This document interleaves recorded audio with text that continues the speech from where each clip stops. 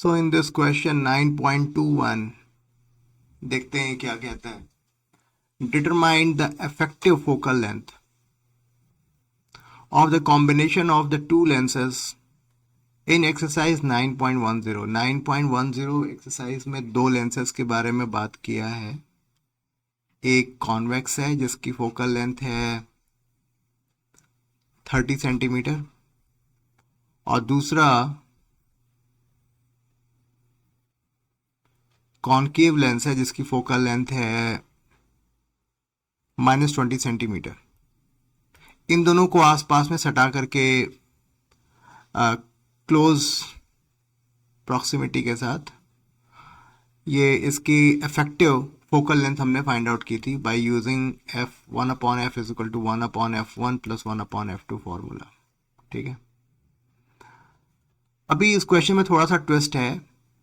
These two lenses are 8 centimetre apart. तो इसका मतलब ये हुआ कि ये लेंस ऐसे है और यहाँ पर 8 सेंटीमीटर के डिस्टेंस पे कॉनकेव लेंस सिचुएटेड है।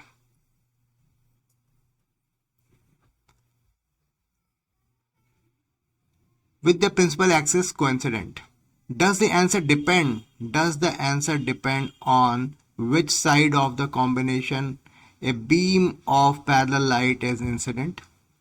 Is the notion of effective focal length of the system useful at all?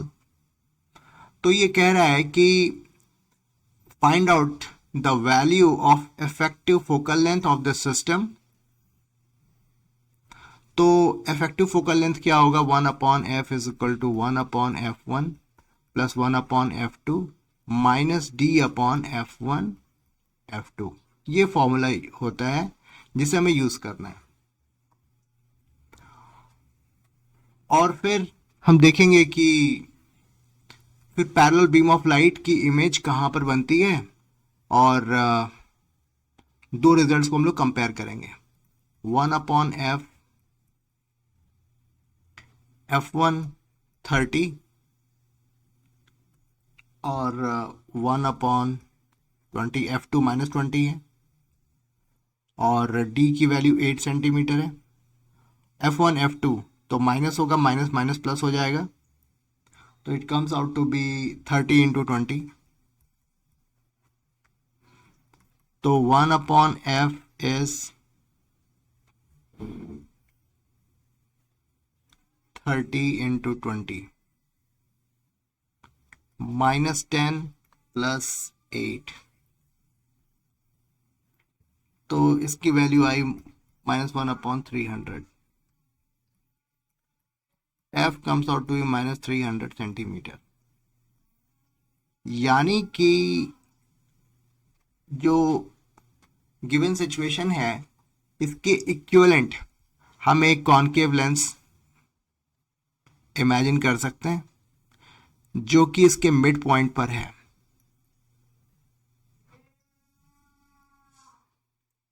और इसकी फोकल लेंथ जो है वो -300 सेंटीमीटर है।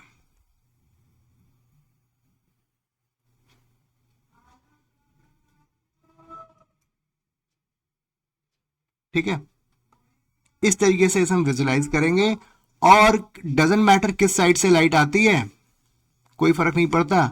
अगर लाइट इधर आती है, इधर से आती है, तो इसकी इमेज की क्या बनेगी? -300 सेंटीमीटर डिस्टेंस पर बनेगी। ऐसा होना चाहिए। ठीक है, क्या ऐसा होगा? We will look into it. तो जो हमने फॉर्मूला हमें दिया गया है उस हिसाब से हमने इस सिस्टम का फोकल लेंथ फाइंड आउट किया, which comes out to be -300 centimetre. तो let's talk about the two situation. Case number 1, when parallel beam of light is coming from infinity, or first it interacts with convex lens।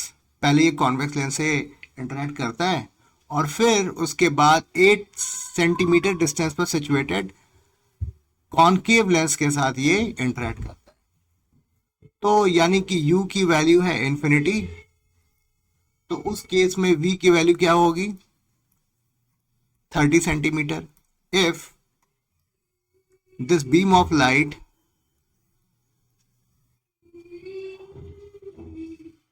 interacts with convex lens first,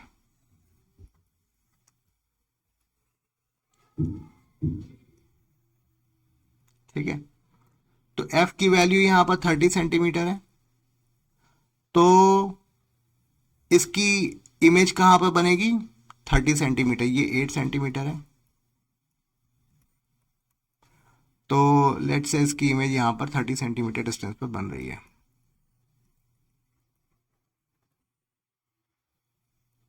अगर 30 centimetre distance पे बन रही है तो ये जो image होगी it will act like a virtual object for concave lens. तो उस केस में ये जो डिस्टेंस हो जाएगी वो कितनी हो जाएगी, 22 सेंटीमीटर। यानी कि u की वैल्यू जो है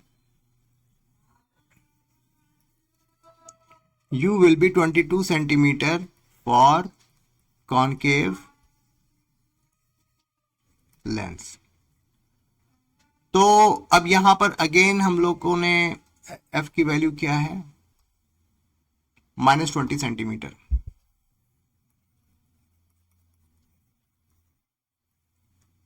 तो f की वैल्यू मिल गई 1 upon v -1 upon u -1 upon 20, 1 upon v -1 upon 22, 1 upon v 1 upon 22 -1 upon 20। इसे हमने सॉल्व किया तो it comes out to be 440 और 20 - 22, v इज -220 सेंटीमीटर। बहुत अच्छे, ठीक है। तो -220 सेंटीमीटर, तो अगर मैं मिड पॉइंट से यहां से मैं मेजर करूं, जो कि सिस्टम का जो मिड पॉइंट है वहां से अगर मैं इसको मेजर करूं तो दिस डिस्टेंस कितनी हो जाएगी, -216 हो जाएगी। तो location of final image will be -216 centimetre, -216 centimetre. Well इसको आंसर तो नहीं लिखना चाहिए, तो ठीक है। एनीवेज, तो अभी हम केस नंबर 2 डिस्कस करेंगे, जिसमें पहले हम कॉन्केव लेंस को लोकेट करेंगे, फिर उसके बाद फिर कॉन्वेक्स लेंस, और फिर देखते हैं कि लोकेशन ऑफ फाइनल इमेज कहाँ पर बन रही है।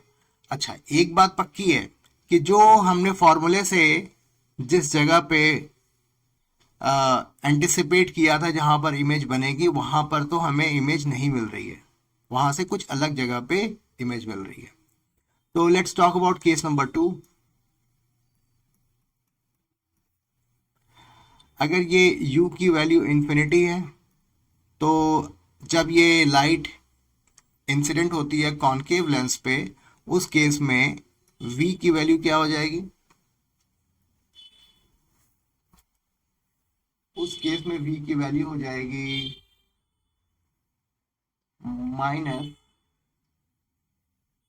-20 सेंटीमीटर, क्योंकि f की वैल्यू -20 सेंटीमीटर है, तो उसी जगह पर हमें इमेज मिलेगी। ओके, इसका मतलब क्या हुआ कि इसे थोड़ा सा स्टडी कर लें। ये यहां से 8 सेंटीमीटर डिस्टेंस पर एक कॉन्वेक्स लेंस है, और जो v की वैल्यू है -20 सेंटीमीटर है, तो -20 सेंटीमीटर पे ये इसकी इमेज बनी, and this image will act like a object for the second lens, यानी कि कॉन्वेक्स के लिए ये ऑब्जेक्ट का काम करेगा। तो इस केस में जब हम कॉन्वेक्स लेंस की बात कर रहे हैं तो यहां से ऑब्जेक्ट की लोकेशन कितनी हो जाएगी, -28 सेंटीमीटर। एफ की वैल्यू क्या है, +30 सेंटीमीटर।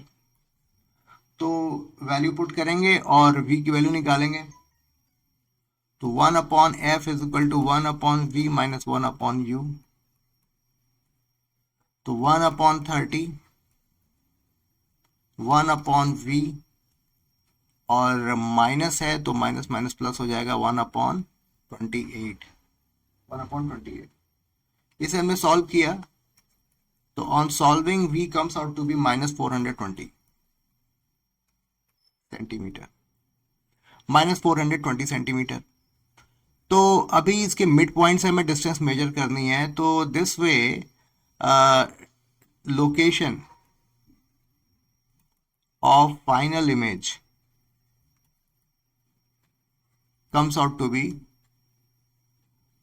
-416 centimetre, -416 centimetre. तो जैसा कि आप देख रहे हो कि दोनों ही केस में हमें फाइनल इमेज की लोकेशन -300 सेंटीमीटर नहीं मिली, जैसा कि हम एंटिसिपेट कर रहे थे। तो इसका मतलब ये हुआ कि let's read the question again. Is the notion of effective focal length of the system useful at all? No, the answer is no. क्योंकि हमने दोनों केसेस में देखा कि पहले केस में जो इंसिडेंट लाइट है, जो कि पैरेलल बीम ऑफ लाइट है, पहले वो इंटरेक्ट कर रही है कॉन्वेक्स लेंस के साथ। फिर केस नंबर 2 में वो इंटरेक्ट कर रही है कॉनकेव लेंस के साथ। दोनों ही केस में जो फाइनल इमेजेस बन रहे हैं वो -300 सेंटीमीटर नहीं आ रहे हैं, बल्कि उससे काफ़ी डिफरेंट आ रहे हैं। ठीक है, चलो अब let's talk about question number part B. तो ये चीज समझ में आ गई हमें। तो सिंपली ये पूरे सिस्टम का फोकल लेंथ निकाल करके हमें जो ऑब्जेक्ट की इमेज फाइंड आउट करना है, ये कॉन्सेप्ट यहां पर वर्क नहीं करेगा। तो 1 बाय 1 हर एक लेंस के साथ इमेज को फाइंड आउट करेंगे, वो इमेज जो दूसरे लेंस के लिए ऑब्जेक्ट का काम करेगी, और इस तरीके से हमें फाइनल इमेज की लोकेशन फाइंड आउट करनी है। ठीक है, तो let's do that part, second part. h की वैल्यू दी हुई है 1.5 सेंटीमीटर, और मैं डायग्राम आपके लिए बना देता हूं। इसमें क्वेश्चन में दिया हुआ है कि फर्स्ट जो बीम ऑफ लाइट है जो कि ऑब्जेक्ट से आ रही है, it interacts with convex lens, और ये 30 सेंटीमीटर है,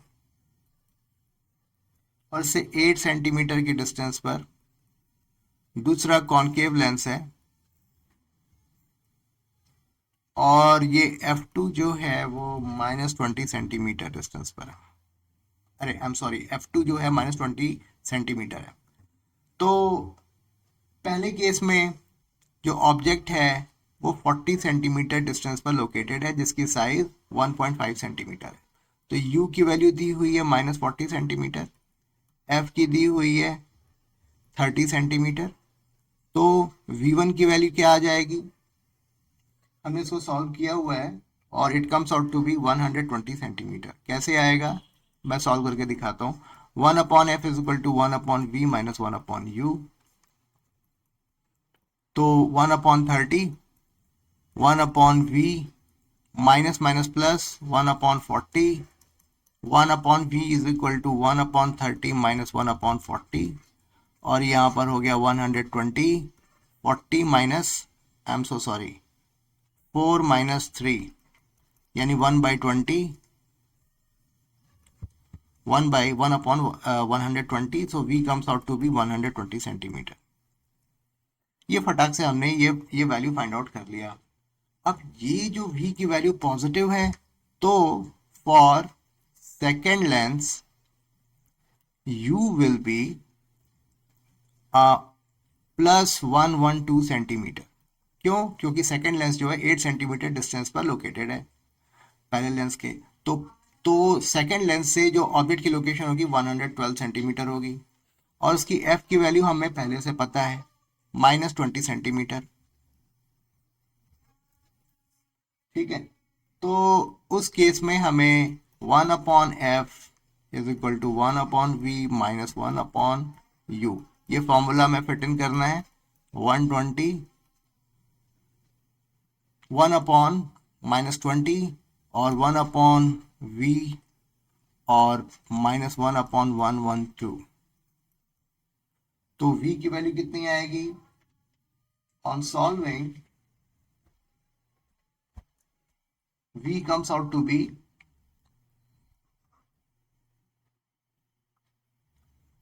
-24.35 सेंटीमीटर। इसको आप सॉल्व करके देखिएगा, -24.35 सेंटीमीटर आ रहा है।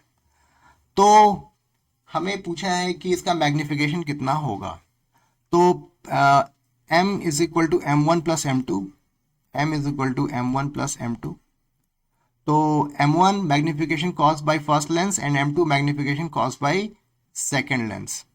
तो m1 की वैल्यू क्या हो जाएगी? v upon u। तो v कितना है? 120। और u क्या है? -40। m2 क्या है? -24.35 डिवाइडेड बाई u क्या है? 112। और इस केस में हाँ, u की वैल्यू पॉजिटिव थी, तो माइनस माइनस प्लस हो गया। तो इसको हमने सॉल्व किया, तो it comes out to be 0.6522। Okay, तो यानी कि इफेक्टिव मैग्निफिकेशन जो है इस पूरे सिस्टम का 0.6522 हुआ। तो size of the image will be